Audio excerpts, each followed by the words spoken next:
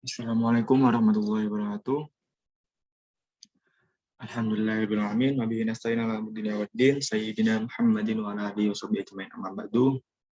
Perkenalkan, nama saya Roza Ferdiansa dari Prodi Pendidikan Seni Rupa, Fakultas Sastra, dengan nomor NIM 210 251 604 856 dari offering B18. Di sini saya akan mempresentasikan tentang perjalanan panjang pemberantasan korupsi di negeri ini.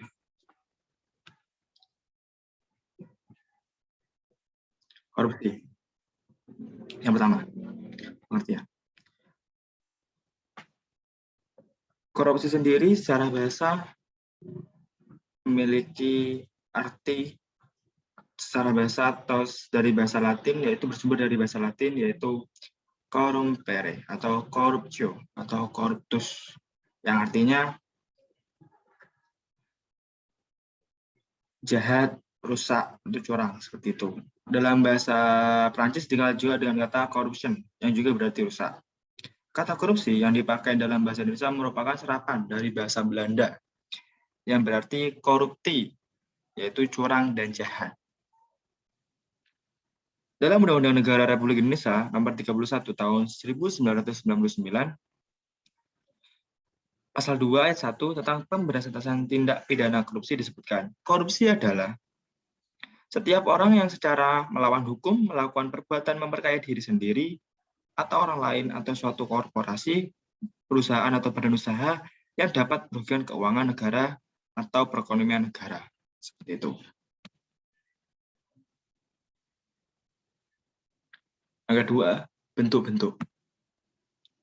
Korupsi sendiri itu ada 5 bentuk, yaitu gulul, riswah, hadiah, sareko, dan khianah. Yang sudah ada di PPT seperti itu. Yang pertama, gulul. Gulul sendiri dalam secara bahasa adalah ahzu syai wa dasaufuhu fi matami ihil, mengambil sesuatu dan menyembunyikan dalam hartanya. Pada mulanya, gulul merupakan istilah untuk menggelapkan harta rampasan perang sebelum dibagikan kepada yang berhak.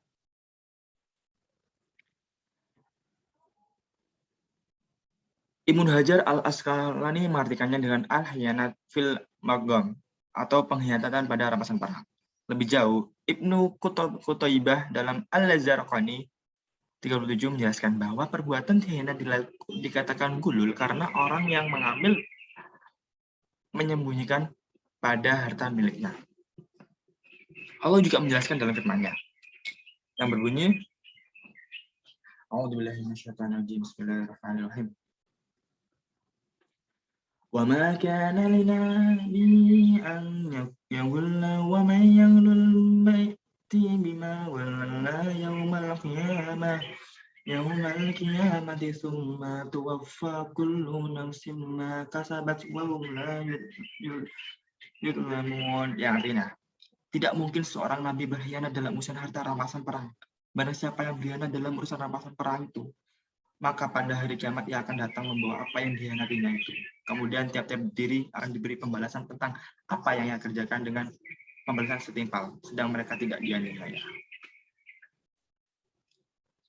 Kedua, riswah atau suap merupakan tindakan yang sangat dilarang oleh Allah Subhanahu wa taala. Dan sudah terdapat dalam Al-Qur'an, hadis dan ijma' ulama. Larangan tersebut berlaku bagi yang memberi, menerima, dan yang menjadi penghubung di antara keduanya.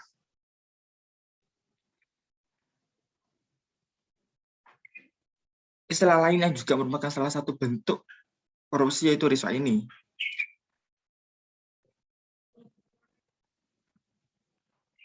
Umar bin Khattab mendefinisikan riswah sebagai sesuatu yang diberikan oleh seorang kepada orang yang mempunyai kekuasaan atau jabatan demi memperlancar segala urusan. Seperti itu. Yang berikutnya, hadiah atau gratifikasi. Pemberian sesuatu kepada orang lain dengan tanpa keinginan imbalan apapun selain daripada ridha Allah. Nah, kalau seperti itu bagus. Tapi hadiah ini bisa menjadi haram karena pemberian hadiah jadi haram untuk apabila terdapat kepentingan tertentu, seperti ingin naik jabatan, ataupun mendapatkan keuntungan lain yang didasari niat sejak awal. Yang kedua, syarikoh. Dalam bahasa Arab, yang ketiga, dalam bahasa Arab, syarikoh itu memiliki arti mencuri, termasuk dalam kategori mencuri adalah merampok, mencopet, dan memalak, dan sebagainya. Dalam hukum Islam, mencuri merupakan salah satu dosa besar yang dan dalam titik tertentu maka diharuskan dihukum potong tangan. Jadi, jika seseorang mencuri sebuah barang, dan barang atau uang, itu sudah mencapai nilai hisab itu sejumlah 94 gram emas, maka orang tersebut tidak apa-apa dilakukan hukum potong tangan, seperti itu. Berikutnya, khianah atau hianat. Perbuatan tidak jujur, melanggar janji, melanggar sumpah, atau melanggar kesepakatan. Khianat juga ditujukan kepada orang yang mengingkari amanat, politik, ekonomi, bisnis, sosial, dan pergaulan. Jadi, di sini kita tahu bahwa banyak sekali pejabat-pejabat ketika berorasi, ketika ingin ingin dapat terpilih menjadi seorang pemimpin, dia melakukan banyak sekali janji-janji manis kepada rakyat. Tapi apa? Ketika sudah tercapai, sudah jadi, dia melupakan janjinya semua itu. Itulah yang dimaksud khianat.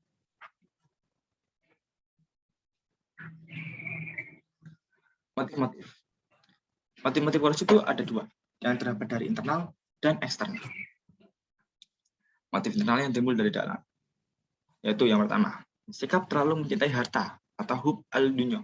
Nah, ini orang seperti itu orang yang yang di dunia ini hanya memikirkan dunia saja, tidak memikirkan akhirnya seperti itu. Jadi tujuannya hidup itu bukan akhirat, tetapi harta. Yang kedua, sikap tamak dan serakah. Ini orang yang kurang bersyukur. Yang berikutnya, sikap hidup konsumtif. Ini orang yang tidak peduli dengan sekitarnya. Dia berusaha hidup semewah-mewah mungkin tanpa tanpa mempedulikan orang-orang di sekitarnya. Yang berikutnya, pemahaman agama yang dangkal. Ini sebenarnya banyak terjadi sudah di Indonesia ini. Di Indonesia rata-rata yang telah melakukan korupsi itu merupakan orang-orang yang beragama Islam. Tetapi apa? Mereka semuanya tak melakukan korupsi dikarenakan agama, pengetahuan agamanya, dan rasa keagamanya itu sangat-sangat minim. Seperti itu. Yang terakhir, hilangnya nilai kejujuran.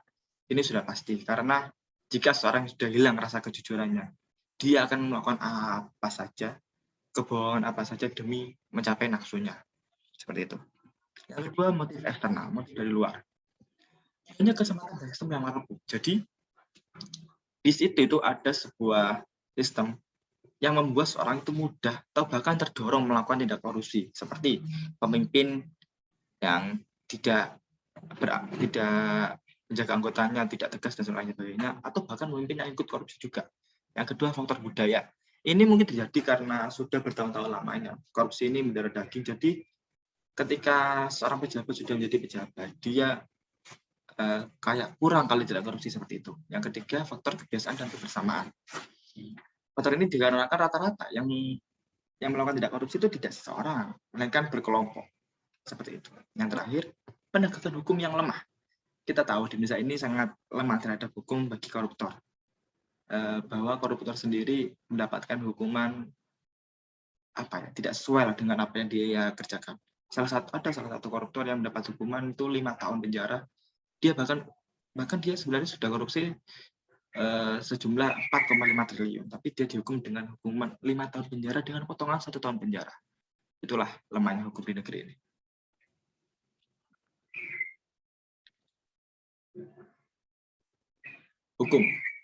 Hukum korupsi dalam Islam.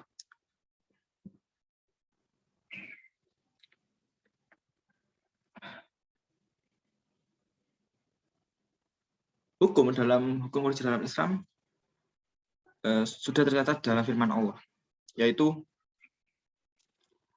A'udzubillahi minasyaitonirrajim. Bismillahirrahmanirrahim. Wasariqu wasariqatu faqta'u aydiyahum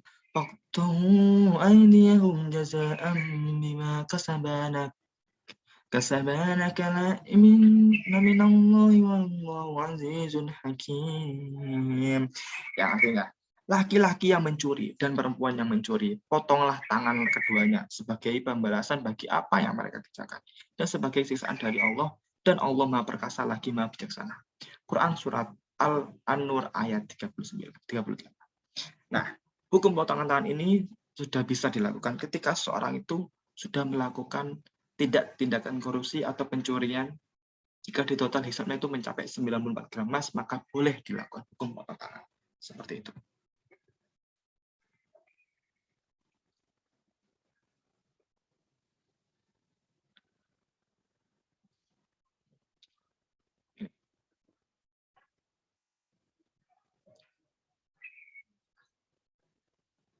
Bahaya korupsi pada kehidupan.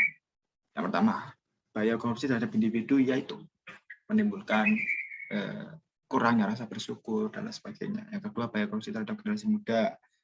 Ketika sudah terbiasa korupsi dari sejak muda, dia akan terbiasa hingga tua ke bawah nanti masyarakat.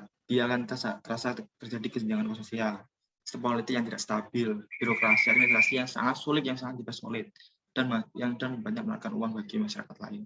Merepotkan. Yang terakhir, sistem perekonomian. Sistem perekonomian itu sangat akan jatuh perekonomian dari sebuah negara ketika telah terjadi tindakan korupsi. Upaya menumbuhkan budaya anti korupsi ada dua. Budaya anti mencontek, plagiasi, dan titip asen. Itu bisa dilakukan dengan proses pembiasaan dan proses keteladanan.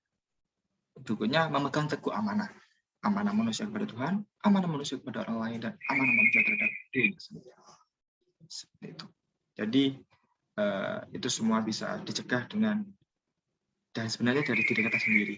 Ketika kita sudah berjanji pada diri kita sendiri, ketika kita sudah yakin dan sudah berpegang teguh pada iman dan Al-Quran, setelah hadis, insya Allah kita semuanya akan nyaman dan terhindar dari tindakan korupsi.